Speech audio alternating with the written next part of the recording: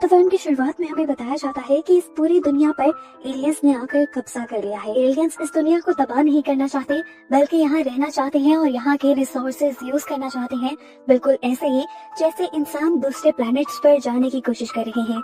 अगर इंसान अपनी तबाही नहीं चाहते तो उन्हें अब एलियंस के साथ ही रहना होगा और एलियंस के असूलों पर काम करना होगा। आम लफ्जों में अब इंसान एलियंस के गुलाम बन चुके हैं और एलियंस को इस दुनिया में द लेजिस्लेचर कहा गया है। इस दुनिया की हुकूमत को भी अब एलियंस के रूल्स को फॉलो करना होगा।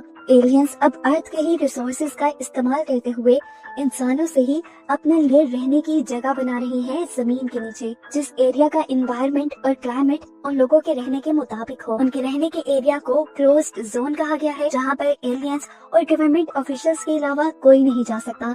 एलियंस इस जगह से बाहर नहीं निकलते और गवर्नमेंट ऑफिशियल्स भी मीटिंग करने के लिए वहीं जाते हैं। एलियंस ने इंसानों की हर एक्टिविटी को ट्रैक करने के लिए उनकी गर्दन में एक ट्रैकिंग डिवाइस भी लगाई है, जिसके अंदर उनका हर किस्म का बायोडेटा और क्रिमिनल रिकॉर्ड्स भी है। इसी दुनिया में रहते हुए जहाँ सारे गवर्नमेंट ऑफिशियल्स तक एलियंस की बात मान रहे हैं, एक ग्रुप ऐसा भी है जो एलियंस के खिलाफ लड़ना चाहता है।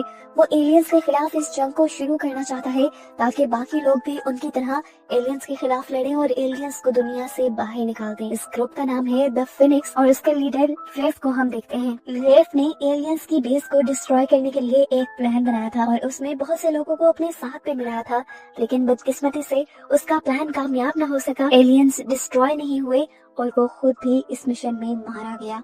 इस टाइम हमें गैब्रियल को दिखाया जाता है, जो असल में रेफ का भाई था और रेफ के मरने के बाद वो एक डेटा रिकवरी सेंटर में काम करने लगा है। खैर, सीन कट होकर अब हम विलियम नाम के एक पुलिस ऑफिसर को देखते हैं जो भी एलियंस के लिए ही काम करता है। आज न्यूज़पेपर में उसने फिनिक्स का एक ऐड पढ़ा और वो जान गया कि ये फिनिक्स का यानी रेबल ग्रुप का कोई सीक्रेट मैसेज है, जिसका मतलब था कि पुराने हादसे में फिनिक्स के सभी लोग नहीं मारे गए थे।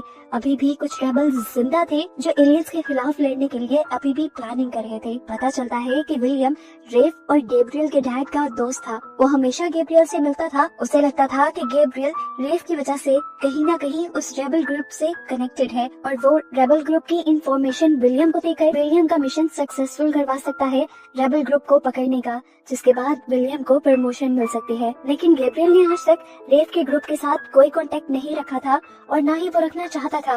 वो अपनी सिंपल लाइफ जीना चाहता था, यहाँ तक कि वो विलियम की मदद के लिए भी उनसे कांटेक्ट नहीं करना चाहता था। गैब्रियल से मीटिंग के बाद विलियम अपनी दोस्त जेन से मिलने के लिए चाहता है, जिसका लिंक हर गवर्नमेंट ऑफिशियल के साथ था। वो उसके पास से कुछ इंफॉर्मेशन कलेक्ट करता है और फिर अपने ऑफिस में आकर ऑफिसर्स को बताता है कि मुझे लगता है अभी भी फिनिक्स ग्रुप अपना काम कर रहा है, वो किसी सीक्रेट मिशन की तैयारी में है, जिसके लिए उसके पास प्रूफ भी था। वो सिर्फ ये चाहता था कि वो आने वाले टेररिस्ट अटैक को रोक सके। उसकी बात कहीं ना कहीं ठीक भी थी, क्योंकि हमें दिखाया गया कि सच में फिनिक्स ग्रुप अंदर ही अंदर किसी मिशन को प्लान कर रहे थे और उसे एग्जीक्यूट करने के लिए एक साथ मिलने वाले थे। इस मिशन को स्टार्ट करने वाला रेफ था और रेफ को इस मिशन को स्टार्ट करने की हिम्मत उसके डैड से मिली थी। दिखाया जाता है कि 2019 में एलियंस ने मार्शल लॉ लगा दिया था। रेफ के डैड पुलिस ऑफिसर होने के बावजूद भी एलियन की ये गुलामी झेलने को तैयार नहीं थे, इसीलिए वो शहर के ऑपोजिट डायरेक्शन में गाड़ी चलाने की कोशिश करते हैं और इस जगह से भागने की ट्राई करते हैं। लेकिन एंड पे जब एक टनल में पहुंचते हैं तो आगे से एलियंस की तरफ से टनल बंद कर दी जाती है और रेफ के मॉम और डैड दोनों को मार दिया जाता है, जिसके बाद से रेफ और गैब्रियल बिल्कुल अकेले रह गए थे। सीन्स दोबारा प्रेजेंट में 2027 में शिफ्ट होते हैं, जहां आज भी विलियम गैब्रियल से मिलकर उसे रिक्वेस्ट कर रहा है कि तुम उस रेबल ग्रुप तक पहुंचने में मेरी मदद करो, इसके बदले मैं तुम्हें एक सेफ लाइफ दूंगा। गैब्रियल इस मर्तबा भी उसकी बात नहीं मानता तो विलियम उसके पास एक ट्रैकर लगा देता है, क्योंकि उसे अंदर ही अंदर शक था कि आज भी गैब्रियल उन रेबल्स से मिलता होगा। अब गैब्रियल को उसकी कंपनी में दिखाया जाता है, जहां वो एलियंस के लिए सब लोगों का डाटा कलेक्ट कर रहे थे। ये एक डेटाबेस था जहां उसने देखा कि उसकी कलीग ने एक सीक्रेट इंफॉर्मेशन एक छोटे से पेपर पे लिखी थी। हालांकि वो जानती थी कि उसे कैमरा से देखा जा रहा होगा। इसके बाद ये लड़की इस पेपर की सीक्रेट बनाती है और उसे गैब्रियल को दे देती है ताकि गैब्रियल ये इन्फॉर्मेशन फिनिक्स ग्रुप को सील कर दे। गैब्रियल जब फिनिक्स के एक मेंबर से मिलने के लिए जाता है तो वो मेंबर उसे जल्दी से पकड़कर उसके गले में एक ऐसी डिवाइस लगा देता है जिससे उसका सारा ट्रैकिंग सिस्टम हैक हो जाए और उसकी लोकेशन गलत बताए। इसके बाद वो उसे अपनी सीक्रेट लोकेशन पर ले आता है जहाँ वो अरसे बाद अपने भाई रेफ को जिंदा देख रहा था। यानी अभी तक जो हमें बताया गया कि रेफ अपने मिशन में मारा गया था वो एक झूठ था। रेफ ने उस मिशन के बाद अपने आप को अंडरग्राउंड कर लिया था और एलियन की लगाई चिप भी अपनी गर्दन से निकाल दी थी ताकि उसे ट्रैक ना किया जा सके और आज भी वो एलियन के खिलाफ चाल चल रहा था। अब रेफ गैब्रियल से उसके पास मौजूद इंफॉर्मेशन लेता है, उसे कुछ पैसे देता है और इस शहर को छोड़ जाने को कहता है, इसलिए कि मिशन एग्जीक्यूट होने के बाद कहीं ना कहीं गैब्रियल का फिनिक्स ग्रुप के साथ होने का नाम आ जाएगा और उसे अरेस्ट कर लिया जाएगा। लेकिन रेफ ऐसा नहीं चाहता। गैब्रियल भी रेफ की कहे के मुताबिक इस सिटी छोड़ने को तैयार था। यहाँ फिनिक्स को ये इन्फॉर्मेशन मिली थी कि सोल्जर्स के होने वाले नए रैली के अंदर इस शहर के मेयर्स के साथ साथ एलियंस भी आने वाले थे और बस उन्हें तभी अपना मिशन एग्जीक्यूट करना था। वो एक बॉम्ब की मदद से एलियंस पर हमला करना चाहते थे। उस रैली के अंदर सिर्फ इनवाइटेड लोगों ने आना था, अननोन पर्संस का वहाँ आना अलाउ नहीं था। इनके लिए एक मुश्किल थी कि ये अंदर जाएंगे कैसे। दूसरी मुश्किल इनके लिए थी कि इन्हें मेयर की लोकेशन को भी ट्रैक करना था जिसका पासवर्ड गैब्रियल इन्हें दे गया था और इनको एक ऐसे बॉम्ब की भी जरूरत थी जो एलियंस या किसी भी मशीन में डिटेक्ट न हो पाए और ऐसा एक बॉम्ब इनकी एक साइंटिस्ट इन्हें बना भी देती है। ये बॉम्ब ऑर्गेनिक चीजों से बना था, यानी इसमें किसी भी किस्म की मेटल इस्तेमाल नहीं हुई थी, तो मेटल डिटेक्टर पे ये डिटेक्ट ही ना हो पाता। इस मेटल को टच करने पे ये इनविजिबल हो जाता था और जब इसके ऊपर 2 मरतबा टच होता तो एक बहुत बड़ा एक्सप्लोड यानी धमाका होता। अब आज रैली का दिन भी आ जाता है। रैली के दिन से एक दिन पहले ही रेबल के पूरे ग्रुप ने अपनी गर्दन में मौजूद डिवाइसेस को डॉक्टर की मदद से निकलवा दिया। हालांकि ऐसा करना जानलेवा साबित हो सकता था, लेकिन सबने एक बड़े मिशन के लिए ये रिस्क लिया। एलियंस की ट्रैकिंग डिवाइस निकालने के बावजूद भी इन्हें कुछ ट्रैकिंग डिवाइस की जरूरत थी जो इन्हें रैली के अंदर एक्सेस होने दे। इन्हें ट्रैकिंग डिवाइस उन लोगों की चाहिए थी जो ऑलरेडी यहाँ पे इनवाइटेड थे लेकिन मर चुके थे। उन लोगों की ट्रैकिंग डिवाइस लेकर ये लोग अपने दांतों के नीचे रख लेते हैं और साथ ही दूसरे दांत के अंदर सोडियम साइनाइड यानी जहर रख लेते हैं ताकि अगर ये लोग मिशन के दौरान पकड़े भी गए तो जहर लेकर मर जाएं लेकिन किसी को कुछ ना बताएं। अब उन्हीं ट्रैकर की मदद से ये लोग फेक प्रोफाइल से स्टेडियम के अंदर तो एंटर कर जाते हैं, पर अब इन्हें मिशन करना मुश्किल लग रहा था। फिनिक्स का ग्रुप बुरी तरह फंसा हुआ था, लेकिन फिर भी फिनिक्स हार नहीं मानते और उस बम को एक्सप्लोड करके एलियंस और मेयर को मारने में कामयाब हो जाते हैं, जिसके बाद अब इनका मिशन था सेफली अंडरग्राउंड होना। इस अटैक से एलियंस गुस्से में आ गए थे और उन्होंने अपने प्लैनेट से कुछ हंटर्स को बुला लिया था